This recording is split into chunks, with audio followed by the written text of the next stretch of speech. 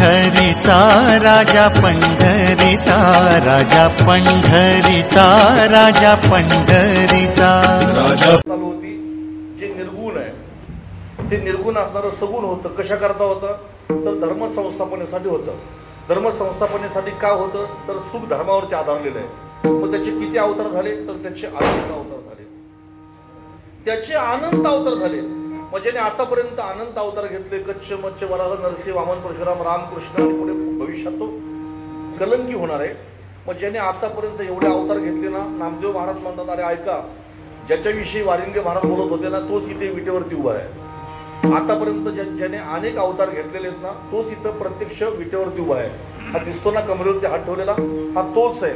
म्हणजे हे म्हणण्यामध्ये भगवंताचं जे मूळ स्वरूप आहे, भगवंताचं निर्गुणत्व नामदेव महाराजांनी सिद्ध केलेलं आहे. विठ्ठला विठ्ठला. आता इथे एक म्हणता येईल तुम्हाला, दही खायला हरकत नाही, तूप खायला हरकत नाही.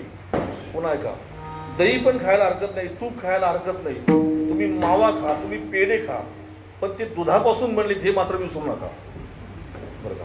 मुलांना सांगा की हे दुधापासून बनले म्हणून. तसं नामदेव महाराज म्हणतात पंढरपूरच्या विठोबाच्या चरणावरती तुम्ही डोकं ठेवा बिनधास्तपणे, पण हा तोच निर्गुण आहे. आणि म्हणून तो म्हणण्यामध्ये त्या शुद्ध ब्रह्माचा निर्देश केलेला आहे आणि हा म्हणण्यामध्ये सगुणाचा निर्देश केलेला आहे. तो म्हणजे लांबचा आणि हा म्हणजे जवळचा. पुन्हा एकदा ऐका बरं का. आता तो म्हणण्यामध्ये दूरचा निर्देश केलेला आहे आणि हा म्हणण्यामध्ये जवळचा निर्देश केलेला आहे. आता जी लांब बसलेत बाहेर कीर्तन ऐकायला, त्यातला एखादा ओळखीचा माणूस असेल तर मी इथून दाखवताना म्हणेन तो समोर उभा आहे तो वा, असं तो म्हणेन मी. पण तोच जर माझ्या जवळ उभा असेल तर मी इथं त्याला तो म्हणणार नाही, त्याला काय म्हणेन, त्याला हा म्हणेन. आता सागर जर लांब असेल तो आमचा सागर आहे, पण सागर जर माझ्या बाजूला असेल तर मी म्हणेन हा आमचा सागर आहे. मग आता इथं नामदेव महाराजांनी एकाच परमात्म्याच्या संबंधाने तो आणि हा दोन प्रकारचा शब्द प्रयोग केलेला आहे. नामदेव महाराजांना असं म्हणायचंय, आतापर्यंत ज्याने अनंत अवतार घेतले, आतापर्यंत ज्याच्या अवताराची सीमा नाही, मोजमाप नाही, एवढे अवतार त्याने घेतले असा निर्गुण परमात्मा तो. पण तोच इथे कमरेवरती हात ठेवून मात्र पंढरपूरला पुंडलिकासाठी उभा आहे.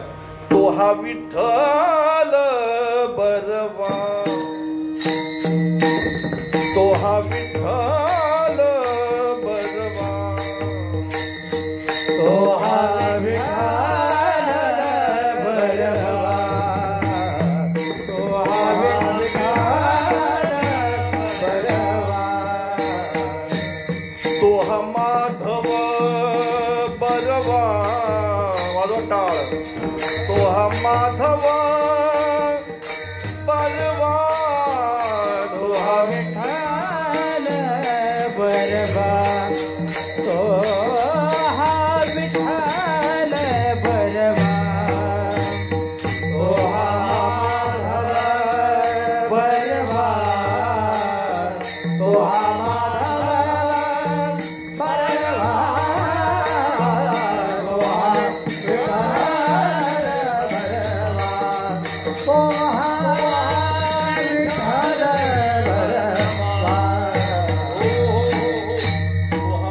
विठ्ठल बरवा. तो हा माधव बरवा किंवा तेहे समचारण साजिरे विटेवरी पहा भीमातिरी विठ्ठल रूप तेहे म्हटलेलं आहे. तो हा विठोबा निधान असं अनेक ठिकाणी आलेलं आहे. पंढरपूरचा परमात्मा म्हणजे शुद्ध ब्रह्म आहे. कोण आहे शुद्ध ब्रह्म? नामदेव महाराज म्हणतात योगे 28 विटेवरी उभा, पुढे बोला ना लवकर, वामांगी रघुमाई दिसे दिव्य शोभा, आणि पुढे पुंडलिकाच्या भेटी परब्रह्म आले का असं ते म्हणतात तिथं. ही आरती म्हणताना कधी कधी मला खूप गंमत वाटते बरं का. तुळशी माळ गळा कर ठेवून कंठी, आता त्यांनी कंठावर कर ठेवले का कंठावर ठेवले कर, पण 99% लोक म्हणतात कर ठेवली कंठी, मग त्यांनी का असे हात ठेवले का काय कंठावर असे. विठ्ठला विठ्ठला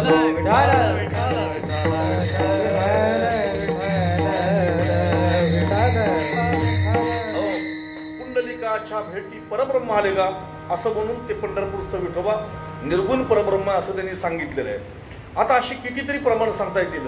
आणि जी माणसं पंढरपूरच्या विठोबाच्या विषयी म्हणजे शंका घेतील, जी माणसं म्हणतील की पंढरपूरचा विठोबा ब्रह्म नाही, अशी जी माणसं म्हणतील ना, तुकाराम महाराज म्हणतात त्याचं तोंड सुद्धा पाहणं पाप आहे. म्हणती विठ्ठल ब्रह्म नोये, म्हणती विठ्ठल ब्रह्म नोये, त्याचे तोंड न पाहावे, त्याचे तोंड न पाहावे, त्याचे तोंड न पाहावे, त्याचे तोंड न पाहावे, त्याचे तोंड न पाहावे, त्याचे तोंड न पाहावे. म्हणत विठ्ठल ब्रह्मन होय, त्याचे तोंड न पाहावे.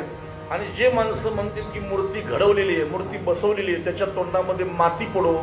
तुकोबाराय म्हणतात, तुका म्हणे मूर्ती घडविले ऐसे जे म्हणती, त्याच्या मुखा माझी माती पडो, असं तुकोबाराय म्हणतात.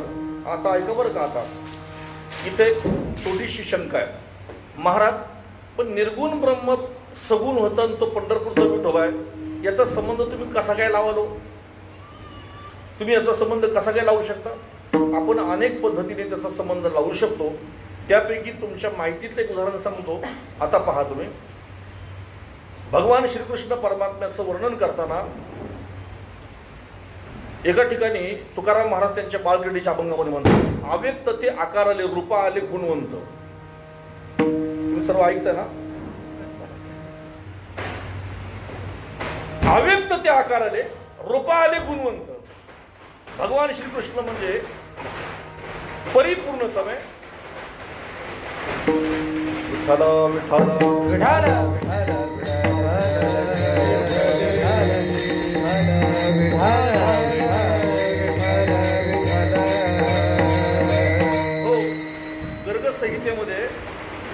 गर्गसंहितेमध्ये नारद सुद्धा म्हणतात की भगवान श्रीकृष्ण हा परिपूर्णतम अवतार आहे, परिपूर्णतम आहे तो.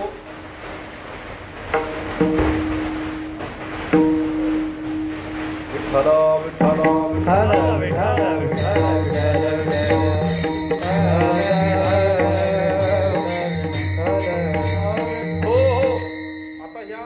गर्गसंहितेतली प्रमाण वगैरे ही सगळे आपण पाहण्यापेक्षा त्याच्याही पेक्षा एक गवळण म्हणते दुसऱ्या गवळणीला, परब्रह्म निष्काम तो हा गवळिया घरी, वाके वाळे अंगो कृष्ण नवनीत चोरी, अशी ती गवळण म्हणते. ठीक आहे, भगवान कृष्ण म्हणजे तो परब्रह्म कृष्ण रूपाने प्रगट झाला गोकुळामध्ये. जन्म झाला मथुरेत, प्रगट झाला गोकुळामध्ये. गोकुळामध्ये काही दिवस राहिल्यानंतर कंसाचा वध केला आणि कंसाचा वध केल्यानंतर मग त्यांनी स्वतःचं राज्य निर्माण केलं. समुद्राच्या मध्यभागी द्वारका उभी केली आणि समुद्राच्या मध्यभागी द्वारका नगरी उभी करून तिथं 16,108 राण्यांसमवेत तो राज्य करू लागला. बघा, बंदी खान्यामध्ये जन्माला आलेला एक दिवस राजा होऊ शकतो.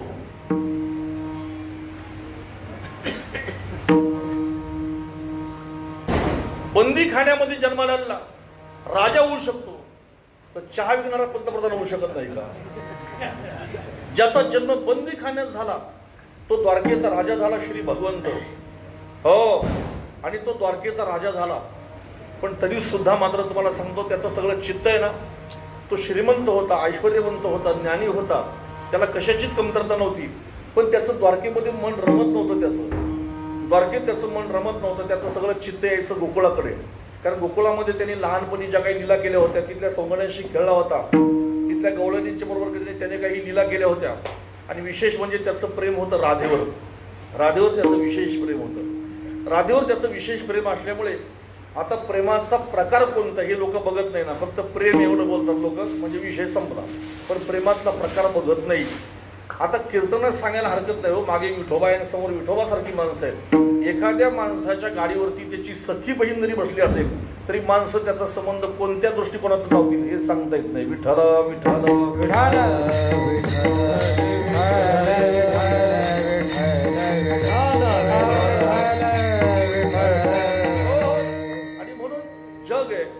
पाप पहिल्यांदा डोळ्यामध्ये येतं, डोळ्यातून मनामध्ये येतं, मनातून नंतर मग ते वाणीतून बाहेर पडतं, असं किंवा कृतीतून बाहेर पडतं ते पाप.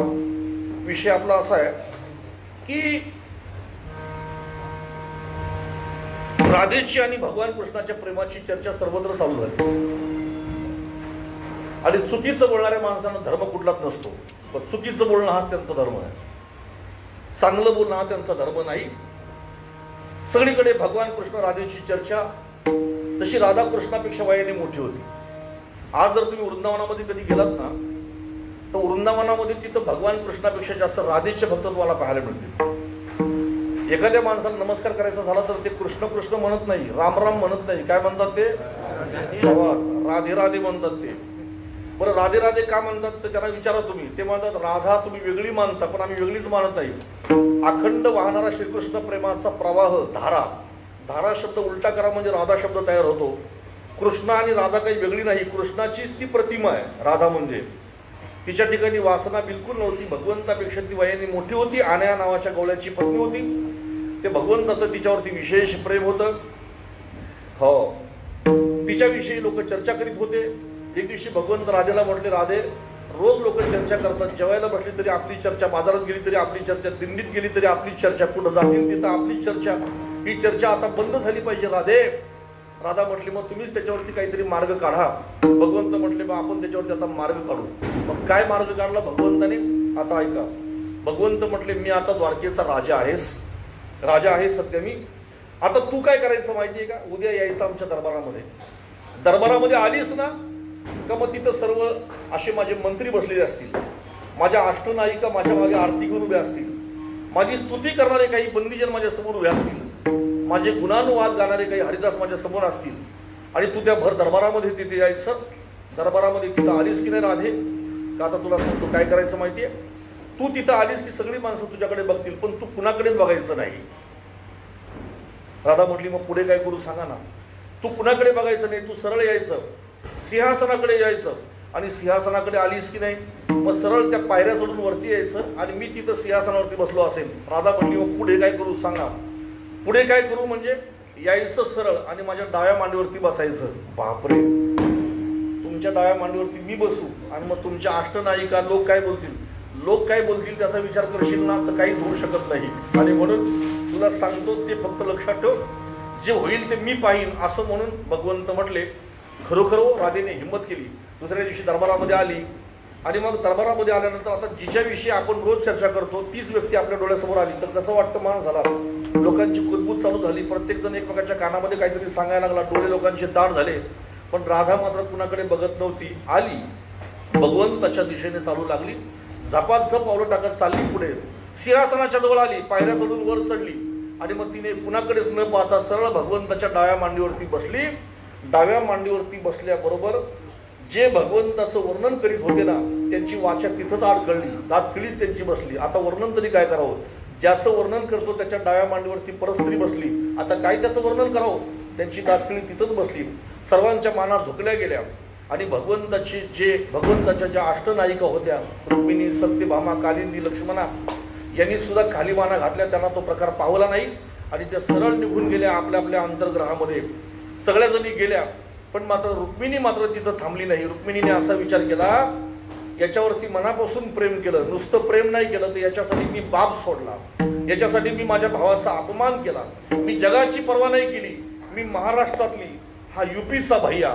पण तरी सुद्धा मात्र मी विचार न करता लोक जत्रेमध्ये देवाचं दर्शन घ्यायला जातात पण तरी सुद्धा मी जत्रेमध्ये दर्शन घ्यायला तिथं गेली आणि बापाचं तिथं नावाला मी कलंक लावला. जत्रेतून याच्याबरोबर मी पळून आली.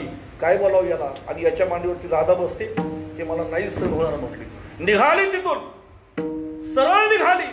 कुठं आली माहितीये? दिंडीर वनामध्ये आली. दिंडीर वनामध्ये आली राधा, रुक्मिणी दिंडीर वनामध्ये आली. दिंडीर वन म्हणजे पंढरपूर, चंद्रभागेच्या तटावर असलेलं ते दिंडीर वन. तिथं रुक्मिणी माता आली. आता बरेच दिवस गेले आणि बरेच दिवस गेल्यानंतर भगवंताला सुद्धा रुक्मिणीशिवाय करमत नाही. भगवंताने विचार केला आता आपण असं करू, रुक्मिणीला आणण्यासाठी आपण दिंडीर वनामध्ये स्वतः जाऊ. आणि म्हणून भगवंत दिंडीर वनामध्ये निघाले. पण राजा होऊन नाही निघाले. भगवंत दिंडीर वनामध्ये जेव्हा निघाले ना अंगावरती त्याच्या गोपाळाचा वेश आहे, डोक्यावरती मोराचा मुकुट, खांद्यावर काळी घोंगडी, बरोबर त्याच्या गोपाळ, गायी आणि सर्व घेऊन सौंगडी भगवंत आले दिंडीर वनामध्ये. आणि दिंडीर वनामध्ये आले आणि भगवंत थांबले कुठं माहितीये तुम्हाला? गोपाळपुरामध्ये थांबले. आजही तुम्ही कधी गोपाळपुरामध्ये ताई जर गेल्या तर गोपाळपुरामध्ये गेल्यानंतर तुम्हाला मी सांगतो तिथं जनाबाईचं जातं बघण्यापेक्षा आणि नको तिथं डोकं टेकवण्यापेक्षा त्या गोपाळपुरामध्ये भगवंताच्या पावलांचे काही ठसे आहेत, जाऊन पहा. गायीच्या पायाचे ठसे तिथं आज उमटलेले, त्याला गोपद म्हणतात, विष्णुपद म्हणतात. तिथं जाऊन डोकं टेका, ते प्रत्यक्ष भगवंताच्या पायाचे ठसे. भगवंत पंढरपूरला गेले रुक्मिणी मातेला आणायला. पण त्याच वेळेला त्या पंढरपुरामध्ये त्या वाळवंटामध्ये आई वडिलांची सेवा करणारा एक भक्त देवाने पाहिला आणि तो भक्त देवाने पाहिला रुक्मिणीकडे जायचे विसरले आणि त्या त्या भक्ताकडे भगवंत वळले. आणि म्हणून तर माऊली श्री ज्ञानेश्वर महाराज म्हणतात, आला होता स्वतःच्या पत्नीला न्यायला, आला होता स्वतःच्या पत्नीला न्यायला, पण पत्नीला न्यायला आलेला तो चुकला आणि तो कुठे गेला? नेनो ब्रह्म मार्ग चुकले, नेनो ब्रह्म मार्ग चुकले, नेनो ब्रह्म मार्ग चुकले, नेनो ब्रह्म मार्ग चुकले. उघडे पंढरपुराचे आले, उघडे पंढरपुराचे आले, उघडे पंढरपुराचे आले, उघडे पंढरपुराचे आले. भक्त पुंडलिक देखले, भक्त वाजवा वाजवा. पुंडलिका देखले, भक्त पुंडलिका देखले. उभे केले विटेवारी,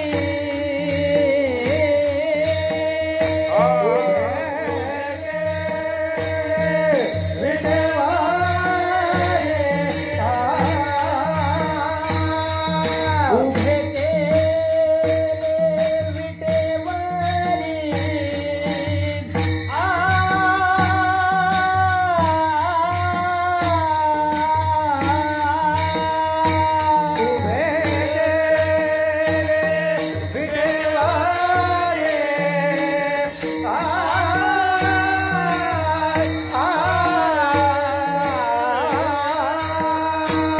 तो हा विठोबा निधान, तो हा विठोबा निधान, तो हा विठोबा निधान, तो हा विठोबा निधान, तो हा विठोबा निधान, तो हा विठोबा निधान, तो हा विठोबा निधान, तो हा विठोबा निधान.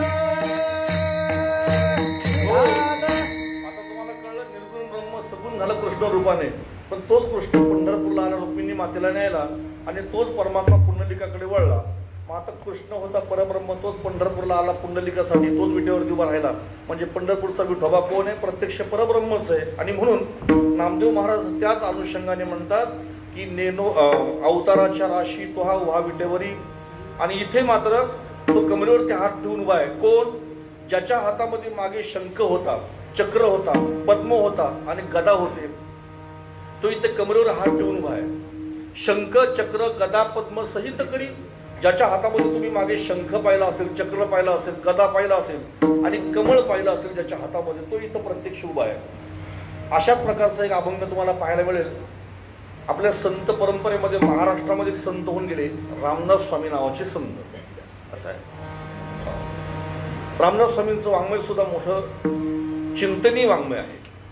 मी तर नेहमी सांगतो की ज्ञानेश्वरी वाचणाऱ्या माणसांनी सुद्धा दासबोध वाचायला हरकत नाही, आणि दासबोधाची पारायण करणाऱ्या माणसांनी ज्ञानेश्वरी वाचायला हरकत नाही. बुवा लोक दासबोधाकडे बघत नाही आणि दासबोध वाचणारे ज्ञानेश्वरीकडे बघत नाही, बरं का?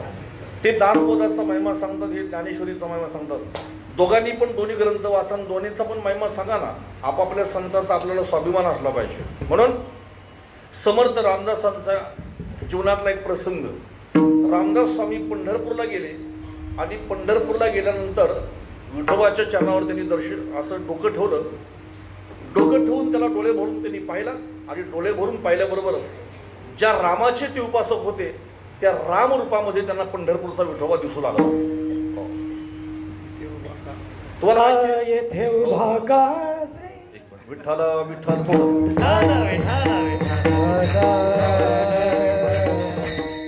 प्रमाण अगदी योग्य आहे त्यांचं, पण मला तुम्हाला काहीतरी सांगायचं होतं की त्यांना पंढरपूरचा विठोबा प्रत्यक्ष राम रूपामध्ये दिसू लागला. तुम्हाला माहिती आहे, जयामनी जैसा भाव तया जवळी तैसा देव, अशीच एक कथा नरहरी सोनाराच्या बाबतीत सुद्धा तुम्हाला पाहायला मिळेल.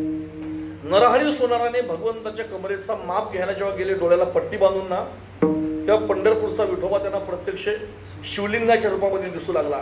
असा कमरेला हात लावला तर विठोबाची कंबर नाही तर शिवलिंग दिसत होता. मग तसंच झाली अवस्था. विठोबाचं दर्शन घ्यायला आले आणि विठोबाचं दर्शन घ्यायला आल्यानंतर त्यांना राम रूपामध्ये दिसू लागला. अरे बापरे, हा तर माझा रामच आहे, हा तर माझा रामच आहे, माझा राम आहे. आणि म्हणून या रामाला आता एक प्रश्न विचारावा, आणि म्हणून त्या रामाला त्यांनी प्रश्न विचारला. काय प्रश्न विचारला? येथे उभा का श्रीराम, श्रीराम, श्रीराम,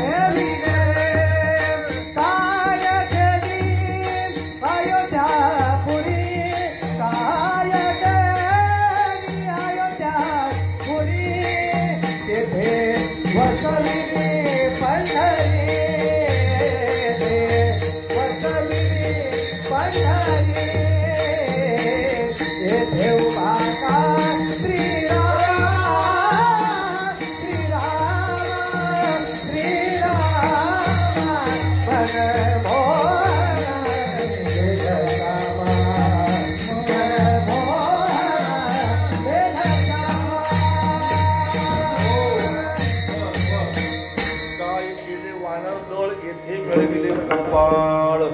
हो, काय केली शरयू गंगा येथे आणली चंद्रभागा. हा त्यांनी प्रश्न विचारला, येथे उभा का श्रीरामा. मग त्रेतायुगामध्ये जो राम होता ना, तोच इथं कमरेवरती हात ठेवून परब्रह्म उभा आहे, पंढरपूरचा विठोबा. नामदेव महाराज ते सांगतात, ज्याने अनंत अवतार घेतले, असा अनंत अवतार घेणारा प्रत्यक्ष परब्रह्म कमरेवर हात ठेवून उभा आहे.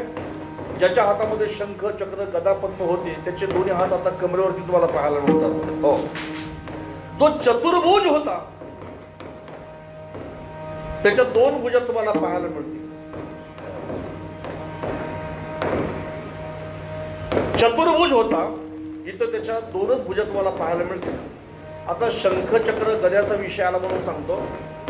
देवाच्या हातामध्ये शंख आहे, चक्र आहे, गदा आहे आणि कमळाचं फूल आहे. त्याला पद्म असं म्हणतो आपण, कमळाच्या फुलाला पद्म म्हणतात. तर भगवंताच्या हातामध्ये ही 4 प्रकारची 3 आयुध आणि एक कमळ त्याच्या हातामध्ये कशा करताय, ते याचं सुंदर चिंतन श्रीमंत श्री ज्ञानेश्वर महाराज मांडतात. माऊली श्री ज्ञानोबा म्हणतात, हा चतुर्भुज आहे, याच्या हातामध्ये 3 प्रकारचे आयुध आणि एक पद्म पाहायला मिळतं. कशा करता यांनी हे धारण केलं, तर आता त्याचं उत्तर आहे का. काही लोक म्हणतात चक्राने दुष्टांच्या मानात छेदण्यासाठी त्यांनी चक्र हातात घेतलेलं आहे. हो, काही लोक असं सुद्धा म्हणतात, गदेने त्यांचे डोके फोडण्यासाठी हातामध्ये गदा घेतलेला आहे. असं नाही हो. माऊली श्री ज्ञानोबा यांचा दृष्टिकोन किती चांगला आहे. चक्रे अभिमानाचा करी चेंदा, महामोह छेदी गदा. शंके उदबोधी निज बोधा, निज कमळे पूजी निज भक्त. हातामध्ये त्याच्या चक्र आहे. कशा करता, त्याच्या भक्तांना, वारी करणाऱ्या भक्तांना जर कधी अभिमान झाला तर त्या अभिमानाला छेदण्यासाठी त्याने हातामध्ये चक्र घेतलेलं आहे. भक्तांच्या ठिकाणी निर्माण झालेला मोह छेदून काढण्यासाठी, ठेचून काढण्यासाठी हातामध्ये त्याच्या गदा आहे. भक्ताच्या ठिकाणी असलेलं ज्ञान, लपून राहिलेलं ज्ञान, त्या ज्ञानाचा उद्बोध करण्यासाठी हातामध्ये शंख आहे. आणि हे सगळे भक्त पंढरपूरला आले का त्यांच्या पायावरती कमळ ठेवून त्यांची पूजा करण्यासाठी हातामध्ये कमळाचं फूल आहे. अशा प्रकारे त्याच्या हातामध्ये शंख चक्र गदा आणि पद्म, तोच इथे कमरेवरती हात ठेवून उभा आहे. आणि नामदेव महाराज सांगतात, असा जो परमात्मा आहे कमरेवरती हात ठेवलेला, त्याला मी डोळे भरून पाहिला. तो परवा परमात्मा मी पाहिला आणि त्याला पाहिल्यानंतर मला समाधान झालं. दुसरं चरण देखिला देखिला देवा आदिदेव बरमा. देखिला देखिला देवा आदिदेव बरमा. देखिला देखिला देवा आदिदेव बरमा. देखिला देखिला देवा आदिदेव बरमा. देखिला देखिला देवा आदिदेव बरमा. देखिला देखिला देवा बरमा. देखिला देखिला आदिदेव बरमा. देखिला देखिला देवा आदिदेव बरमा. समाधान जीव पाहे गे माये. वाटे के माये.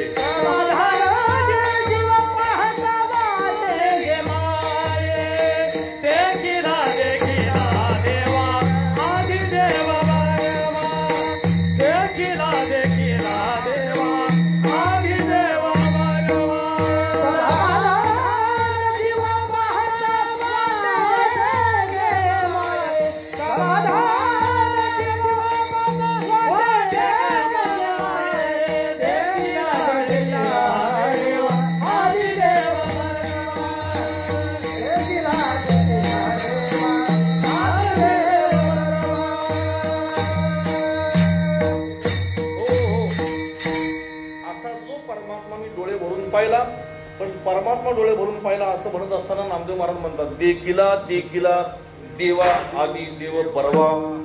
हो, तो सगळ्या देवांचा देव आहे, तो बरवा आहे असं नामदेव महाराज म्हणतात. आता देवादी देव आणि बरवा असं म्हणण्याच्या मागचं तुम्हाला कारण सांगतो. महाराज, त्याला तुम्ही देवादी देव कसं काय म्हणू शकता? म्हणजे तुमच्या या म्हणण्यामध्ये बाकीच्या देवांना तुम्ही कमी लेखता का?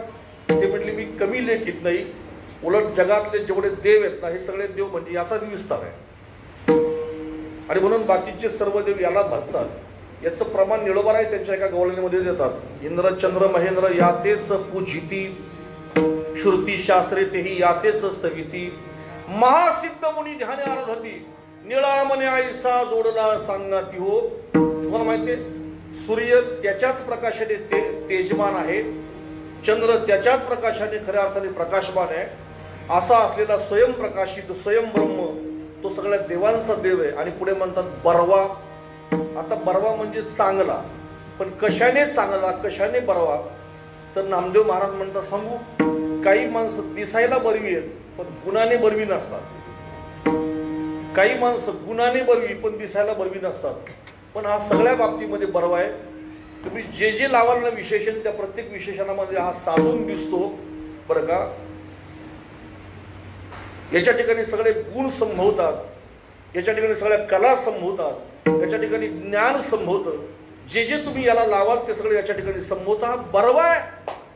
आणि दिसायला तर तो एवढा सुंदर आहे, एवढा सुंदर आहे. राजस सुकुमार मदनाचा पुतळा रवी शशी कळा लोपलिया कस्तुरी मळवाट चंदनाची उटी रोळे माळ कंठी वैजयंती. अतिशय सुंदर आहे. असा देवादिदेव बरवादेव मी पाहिला.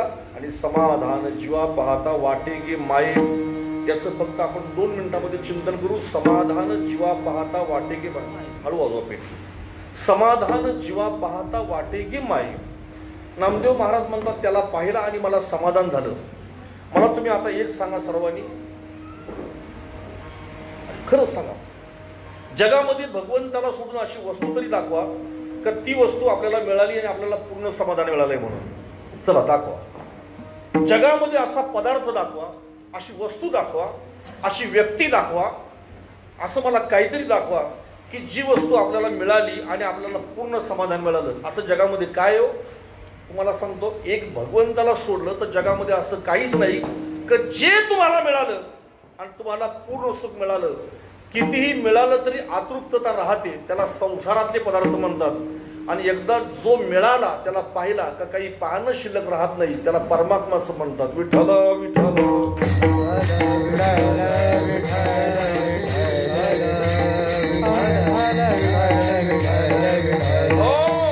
आणि म्हणून तुकाराम महाराज भगवंताला म्हणतात तुझी ये संगती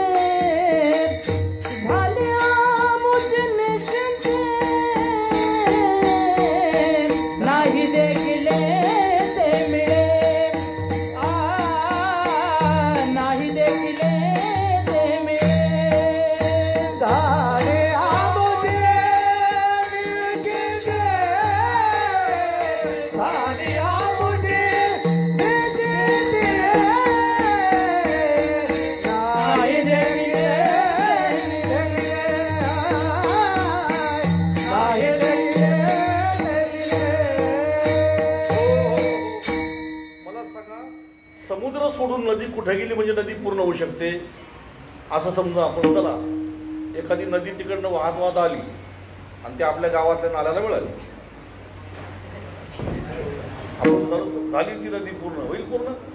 पण तुमच्या नाल्याला नको, पण कल्याणच्या तिथे जाऊन मिळाली समजा, एखाद्या गंधारीच्या नदीवर जाऊन मिळाली ती तशी होईल पूर्ण? ती नाही. तुम्हाला सांगतो, ती नदी ज्या दिवशी समुद्राला मिळेल ना त्या दिवशी ती नदी तिची धाव संपते, ती धाव तिची कुंठित होते. तिला आता काही करणं शिल्लक राहत नाही, कारण ती स्वतः समुद्रच बनते. ती तुका म्हणे गंगा सागर संगमी अवघ्या धाऱ्यावर मी एक माया, अवघ्या धाऱ्यावर मी एक माया. तुका म्हणे गंगा सागर संगमी अवघ्या धाऱ्यावर मी एक माया, अवघ्या धाऱ्यावर मी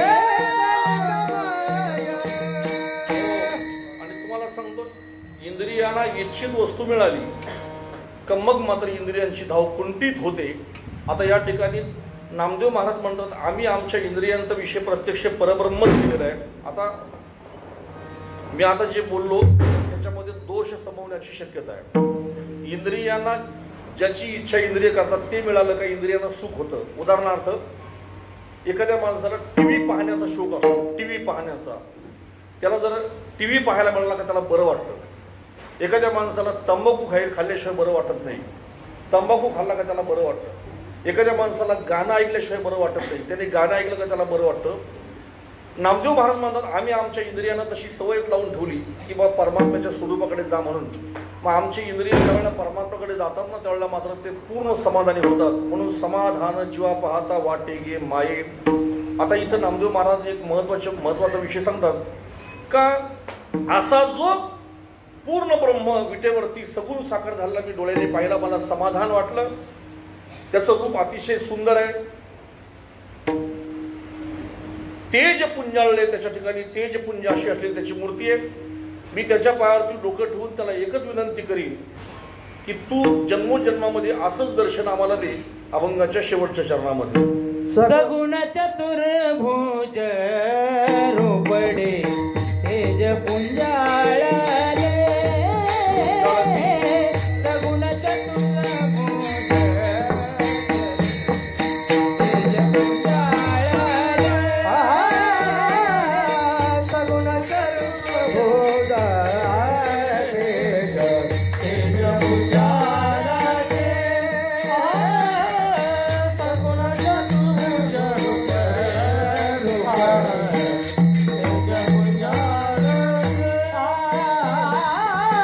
सगुण चतुर्भुज रूपडे तेज पुंजाळते. सगुण चतुर्भुज रूपडे तेज पुंजाळते. सगुण चतुर्भुज तेज पुंजाळते. सगुण चतुर्भुज तेज पुंजाळते. वंदुनी चरण रजनामा विणविताचे पुढती. वंदुनी चरण रजनामा विणविताचे पुढती. देवीला देवीला देव आदिदेव परवा. देवीला देवीला देव आदिदेव परवा. गोपाल कुमार जय जय गोपाल कुमारी. गोपाल कुमारी. गोपाल कुमारी. गोपाल कुमारी. गोपाल कुमारी. गोपाल कुमारी. गोपाल कुमारी. गोपाल कुमारी. गोपाल कुमारी. गोपाल कुमार. गोपाल कुमार. गोपाल कुमार. गोपाल कुमार. गोपाल कुमार.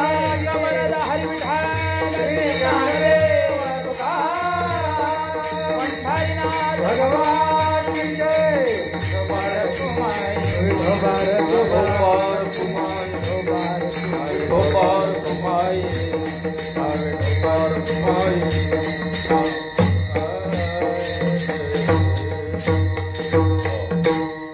अवताराच्या राशी तोहा उभा विटेवरी शंख चक्र गदा पद्म सहित करी देखिला देखिला देवादिदेव बरवा समाधान जीवा पाहता वाटे की माई.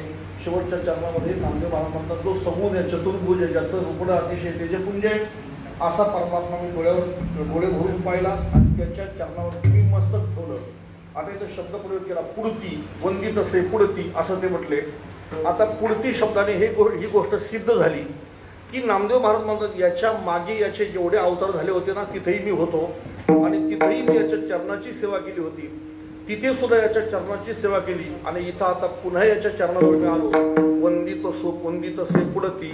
आणि म्हणून भगवंताच्या सगुण आणि निर्गुण या दोन अवताराचं समन्वय साधणारा असा हा गोड अभंग या ठिकाणी सेवेकरता निवडला होता. पहिल्या चरणाचं विस्ताराने चिंतन सांगून बाकीचे 2 चरण मी सरळ सांगितलेले आहेत आणि माझ्या सेवेला या ठिकाणी मी विराम दिलेला आहे. ज्ञानेश्वर माऊली ज्ञानराज माऊली माऊली ज्ञानेश्वर माऊली ज्ञानराज माऊली महाराज ज्ञानेश्वर माऊली ज्ञानराज माऊली ज्ञानेश्वर माऊली ज्ञानराज माऊली महाराज ज्ञानेश्वर माऊली ज्ञानराज माऊली ज्ञानेश्वर माऊली ज्ञानराज माऊली ज्ञानेश्वर माऊली ज्ञानराज माऊली ज्ञानेश्वर माऊली ज्ञानराज माऊली. या ठिकाणी संत नामदेव महाराजांचा अभंग सेवेकरता निवडला होता. यथा अवकाश यथा बुद्धी या ठिकाणी अभंगाचं थोडक्यात चिंतन सांगण्याचा प्रयत्न केला आहे. दिवाळीचा सण आहे, लक्ष्मी पूजन आहे आणि प्रत्येकाची व्यस्तता आहे. मगाशी बघितलं की मी या ठिकाणी आलो तर लोक लक्ष्मी पूजन करण्यासाठी चालले होते घरच्या घरी. हो, ते लक्ष्मीचं पूजन करायला चालले होते, मी नारायणचं पूजन करण्यासाठी इकडे येत होतो. लक्ष्मीचे भक्त लक्ष्मीची पूजा करतात, नारायणाचे भक्त नारायणाची पूजा करतात. या ठिकाणी आज नारायणाचं भजन केलं म्हणजे तीच लक्ष्मीची पूजा आहे, आणखी काय. कारण गोकुळामध्ये भगवंताला आणला वसुदेवाने. तुकाराम महाराज म्हणतात लक्ष्मी सुद्धा त्यांच्या गावामध्ये आली. घरोघरी झाला लक्ष्मीचा वास, दैन्य दारिद्र्याचा त्रासाला लक्ष्मी त्यांच्या घरी आली. आज लक्ष्मी पूजनाच्या दिवशी नारायणाचं चिंतन तुम्हाला ऐकायला मिळावं म्हणून आज काटईवाल्यांनी सुरू केलेला हा उपक्रम. वैकुंठवासी सीताराम मामा, आमचे दीनानाथ महाराज ही मंडळी आज आपल्यामध्ये नाही आहेत. त्या मंडळींना सुद्धा मी भावपूर्ण श्रद्धांजली वाहतो. यावर्षी जे आता मागच्या वर्षी शांताराम शेठ गेले नव्हते, मागच्या वर्षी यावर्षी तुळशीराम मामा गेले, यांना सुद्धा श्रद्धांजली वाहतो. जी माणसं आज आपल्यामध्ये नाही, समजा आता रतन बुवा नसतील किंवा सकाराम शेठ नसतील, पण कार्य त्यांचं आज या जगामध्ये जिवंत आहे. आज आपल्या गावामधली असलेली सगळ्या म्हणजे पक्ष कोणता पण असो, पण भगवंताच्या कामामध्ये सगळी माणसं एकत्र येतात. याचा खूप स्वाभिमान वाटतो, याचा अभिमान वाटतो. आणि आज तुम्हाला सांगतो मी आपला आहे, आपला बोलण्यापेक्षा मी तुमचा आहे. आणि आपल्या माणसाने आपल्या माणसाला बोलायला काही हरकत नाही. राजकारण म्हणजे खेळ असतो, खेळ जशी पोरं खेळतात त्याच्यामध्ये हार जीत ठरलेली आहे आणि खेळामध्ये हार जीत ही असतेच. खेळ संपला का परत पोरं एकत्र येतात. आता क्रिकेटचा सामना असतो, क्रिकेटच्या सामन्यामध्ये ज्यांनी त्यांना हरवलं ती पोरं का बोलत नाही, मग अशी मस्त बोलतात ते, आम्ही तुम्हाला हरवलं, ते म्हणतात आम्ही तुम्हाला जिंकवलं, असं तसं असते त्यांची चर्चा. तसं राजकारणामध्ये हार जीत असते. राजकारण फक्त मनाला लावून घ्यायचं नसतं फक्त, असं आहे. म्हणून या ठिकाणी आता नुकतंच इलेक्शन पार पडलेलं आहे. आपल्याच गावातील एक उमेदवार विजयी झालेला आहे आणि म्हणून प्रत्येकाला त्याचा एक स्वाभिमान असावा, अभिमान असावा. राजू शेठ यांना एक नवीन त्यांच्या कारकिर्दीसाठी मी माझ्या वतीने खूप खूप शुभेच्छा देतो. रमेश शेठ कुठे असतील त्यांना सुद्धा या ठिकाणी मी खूप श्रेय देतो, त्यांना धन्यवाद देतो. आपल्या गावातली जी मंडळी आहेत सर्वांच्याच नावाचा या ठिकाणी उल्लेख करणं शक्य नाही. मग अशी कीर्तनासाठी यायला निघालो आणि मला फोन आला. कुणाचा फोन आला? मला केशवदादाचा फोन आला होता मगाशी मला की अर्जुन भाईंकडे तुम्हाला जेवायला बोलवलंय म्हणून. म्हणजे ही माणसं किती सात्विक आहेत बघा. कुठलंही क्षेत्र असो पण सात्विकता त्यांच्यामध्ये किती आहे म्हणून असो. तर सर्वांना या ठिकाणी मी धन्यवाद देतो. आज आमचे अंबरनाथला राहणारे आमचे तुळशीराम शेठ असतील, काशीनाथ दादा आपल्या गावातले असतील, पाटील, ही सर्व मंडळी अतिशय परमार्थ प्रेमी मंडळी आहेत. अर्जुन चौधरी आहेत, सुखदेव दादा आहे. आज शांताराम शेठच्या पश्चात त्यांची मुलं आहेत. तुळशीराम दादाच्या नंतर त्या पाटील दादांच्या नंतर त्यांचा मुलगा आहे. आज तुमचे अध्यक्ष आनंद दादा हे सुद्धा अतिशय कार्य सक्षम आहेत. आणि म्हणून ज्या गावामध्ये एकी असते, संघटना असते, त्या गावचं कार्य हे चंद्रसूर्य आहे तोपर्यंत चालू राहतं. दिवाळीच्या या पवित्र पर्व कालावरती सुरू असलेला आपला हरिनाम सप्ताह आज त्याची या ठिकाणी काल्याच्या पूर्वसंध्येची सेवा माझ्याकडे आलेली आहे. आणि या ठिकाणी आज आबा महाराज उपस्थित आहेत, हरिभक्तपरायण गोपीनाथ महाराज आहेत, टाळकरी वर्ग आपल्या परिसरातला उपस्थित आहेत. या ठिकाणी मृदंगाची साथ ज्यांनी केली ते आमचे अनंतभाऊ या ठिकाणी आहेत, शिवाजी महाराज आहेत, आपण सगळी मंडळी आहात. माता भगिनी सुद्धा या ठिकाणी पुष्कळ आहेत. मंदिरात जागा पुरत नाही म्हणून बाहेर सुद्धा समाज बसलेला आहे. या सर्वांनाच मी धन्यवाद देतो आणि माझ्या वाणीला या ठिकाणी विराम देतो. विठ्ठल जय जय.